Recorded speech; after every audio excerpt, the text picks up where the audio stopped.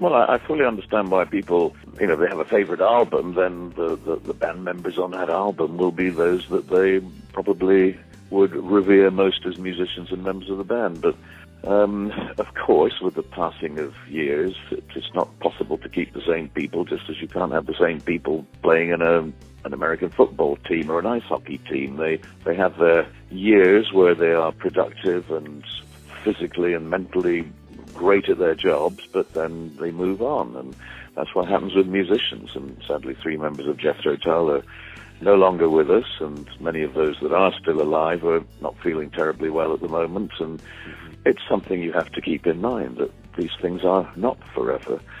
And do we really worry with who was in James Brown's band or B.B. King or Frank Zappa? The whole point, or John Mayall, if you take it back to the blues stuff, it's in a way part of what makes all of that so exciting is that the great band leaders of rock music and jazz, they were people who kept bringing new talent in, and so there was an excitement to see who was the new guitar player with John Mayall. One day, it happened to be Eric Clapton. So, but then it was somebody else, and it was somebody else. That was part of the fun. You kept getting introduced to new musicians, and I know for a fact many of the people who played with Frank Zappa were, held this time as being a great time in their lives, even though they did something else before and they went on to do other things and perhaps more successful things later in their lives. But their time learning and working with someone who really had such a strong, powerful force as an individual musician, but also as a band leader, as an arranger, as a producer. This is all part of what people love, and happily, I'm on pretty good terms with all the guys I've ever played with that are still capable of picking up the phone or taking an email. D Black asks, would you consider, and I think this is a great idea, ever a biopic on the band?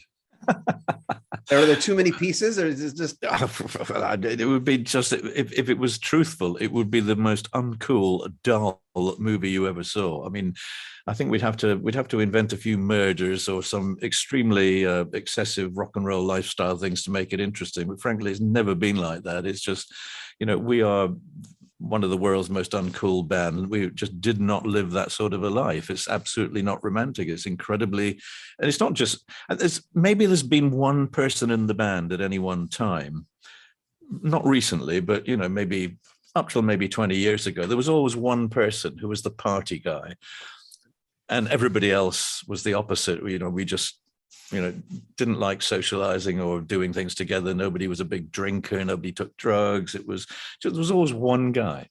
And most of those one guys were bass players, as it happens. So more gregarious, outgoing sort of, I guess if you've only got 4 strings, you want to kind of make up for it somehow.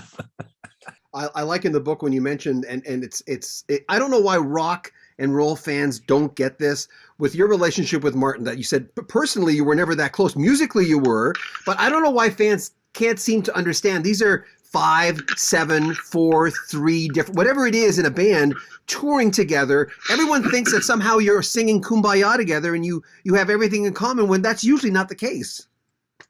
Well, it's not the case much of the time, I think, because especially on tour, you do need your privacy, you do need your quiet moments. And, Martin has always been someone who didn't, and it wasn't always, but once in a while, he would kind of get together and join people for dinner or a drink or whatever it might be. But much of the time, he just preferred to be on his own. And much of the time, I too prefer to be on my own. But I make a point of always, every night I make a point of gathering with the band and crew, for a quick beer before we leave the venue. And it seems to me that's quite an important thing to do, because it is a little moment of unity. And sometimes, after a show, there are people who are a little frustrated or disappointed in their performance, or have had technical problems that have become a bit of a dampener on their enjoyment. And so, in a way, that little moment is a good way of just getting people in a happy place together again.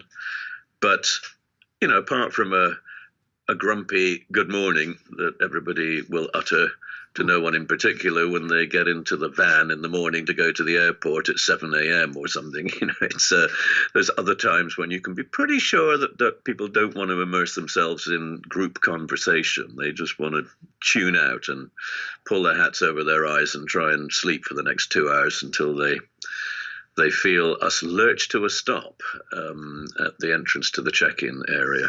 Well, a couple of times, actually, I've thought about asking Martin to come along and do something, but then when I look at his date sheet, I realise he's already committed to doing things somewhere else. So, I mean, it's not impossible, but if the question was really more, would I be comfortable having Martin as a full-time member of the band, then my answer would be no. And I know Martin Barr's answer would be no, because, he has found, certainly not without prompting from me, because 20 years ago I kept telling him, Martin, you should get out there and do your things with the Jethro Tull repertoire and not just be the guitar player in the band. And I've always encouraged him to do that.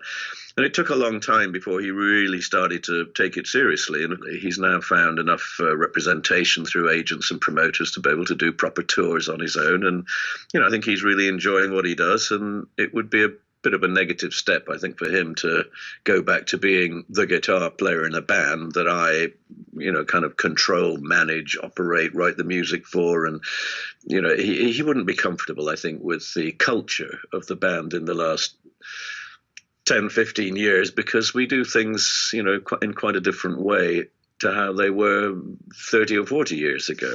And in the day of, since the internet became a tool of our trades, from the point of view of travel, planning, arrangements of music, I mean, everything is completely different now to how it was during the period when Martin was in the band. And Martin, one of the issues that was, unfortunately, you could laugh about it, I suppose, but Martin never took to the internet, never took to emails and using computers in terms of music or technology. It just didn't. He didn't find it.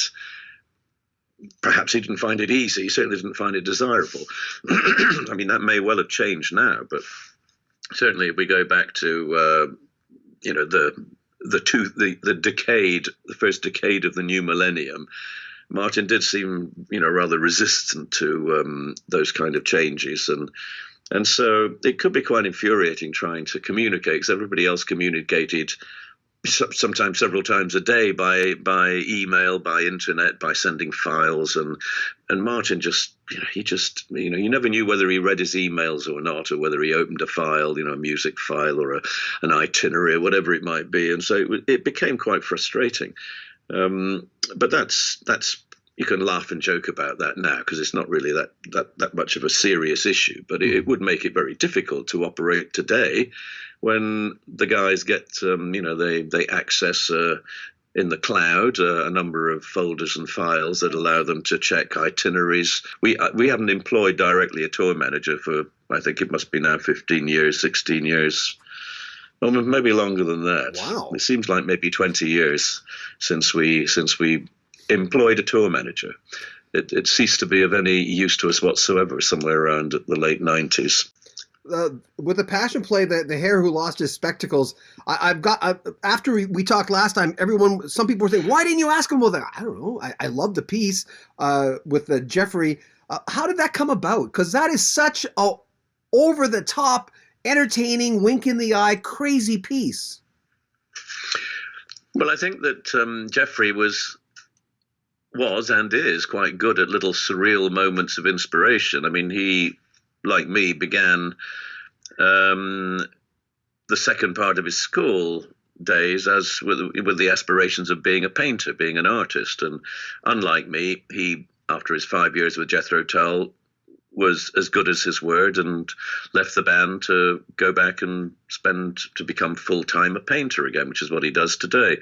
But, he has a visual and rather surreal imagination about things that make him smile or make him laugh. And of course, they would make us smile and laugh too, because he would think of some things that I would never think of. And of course, I would think of a lot of things that he would never think of because I was perhaps more musically adept, and in some ways, with some aspects of more visual things, perhaps I would see things in a different way to him. But the story of the hare who lost his spectacles is entirely Jeffrey's invention. I mean, I had nothing whatsoever to do with the words of that piece that he read as a rather demented kind of piece of poetry. And musically, I had little to do with the accompaniment, because mostly that was John Evans, who came up with a piano piece that was, in a certain kind of a style that wasn't typical of Jethro Tull piano playing. But, both responsible there for a very creative moment of oddity. But if the whole album had been like that, I think it probably would not have endeared itself to most of our fans. Not that it did anyway in some cases, because a passion play was tough to swallow.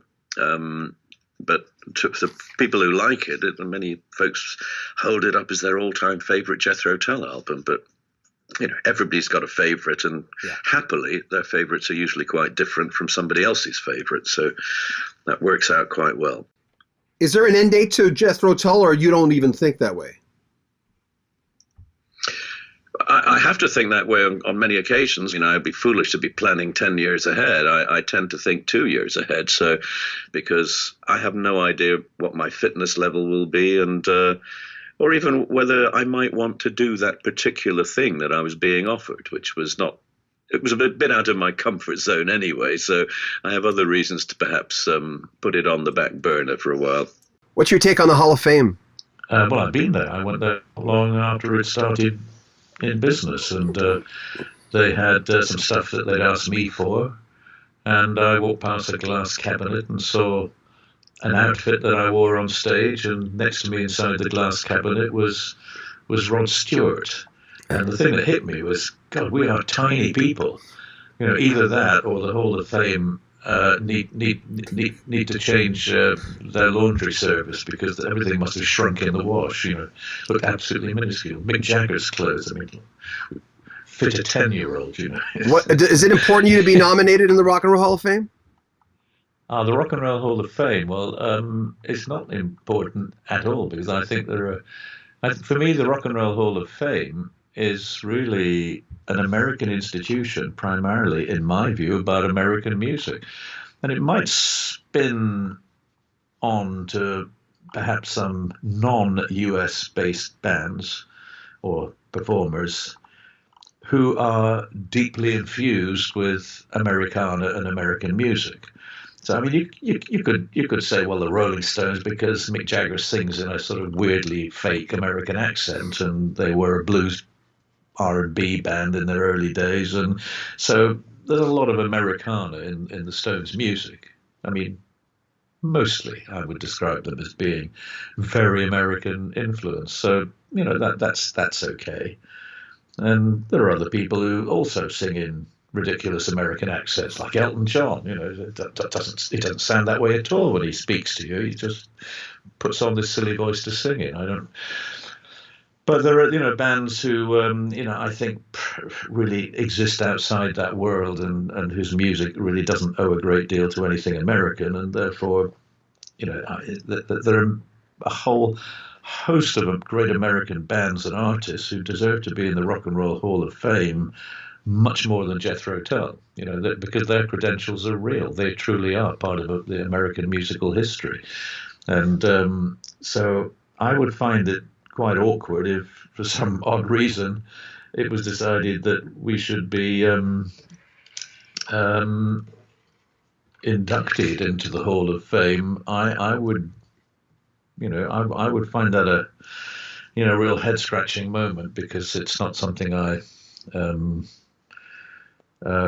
would really want to happen, and I don't think it will, because I have it on fairly good authority that we are not a band that would be in favour with the head honchos who make these decisions. And so I think we can rest assured that my need to scratch my head will be for other reasons. Well, To do with the Hall of Fame.